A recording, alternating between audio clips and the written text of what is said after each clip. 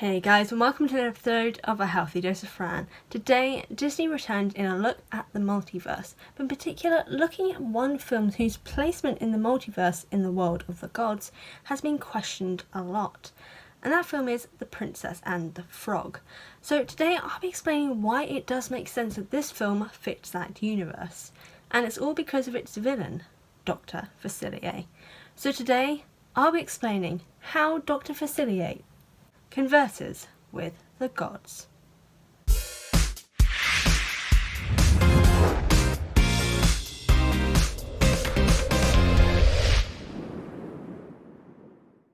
Now, the main question that I had about The Princess and the Frog is why it doesn't fit into the real world or the fairy tale world. And the answer to that is, technically it could, especially in terms of magic and it being placed in a real point in our time. And yes, it could definitely fit into either one of those, but it is Dr Facilier's involvement in the film that makes me question this. So I suppose technically we could say that the film features in the real world. It just has a connection to the world of the gods because of Dr Facilier. And I'll be explaining that a little bit more, but just to explore it and as to why it doesn't fit into the fairy tale world, it's because the magic that is used isn't actually magic. It is divine power. And this is where the connection with the gods occurs. Dr Facilier somehow found a door to a new world, similarly to Christopher Robin and Giselle. However, instead of it being one in which she could cross through, something else was able to pass through. Gods. Dark gods. Ones who, through interacting with Dr Facilier, found a way to interact with this world and cause utter chaos. Dr Facilier is communicating with the other side. It just happens to be on the other side of the universe because he's communicating with the gods. They are the ones who are doing the tricks and the magic. They are the ones who have turned the prince and Tiana into frogs. He isn't the one doing it. Dr Facilier is just the proxy, the one who is being the puppet, so to speak, for this divinity.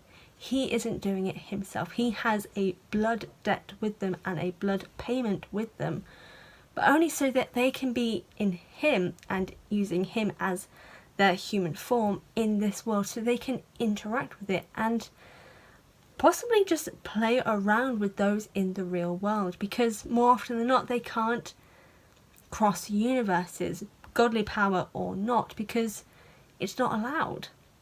So they have to find another way to do that. And Dr Facilier is that person. He is their figurehead. He is the one who is going to be using these magical powers to cause mayhem in this universe because the gods want to be entertained. And from what we know about gods throughout mythology in our world, kind of makes sense because gods do enjoy messing with mortals. They just use other people to do it more often than not. And Dr Facilier just happens to be that person. And also, come on, his villain song is called Friends on the Other Side. Literally, he has friends on the other side of the universe. It's right there in the song.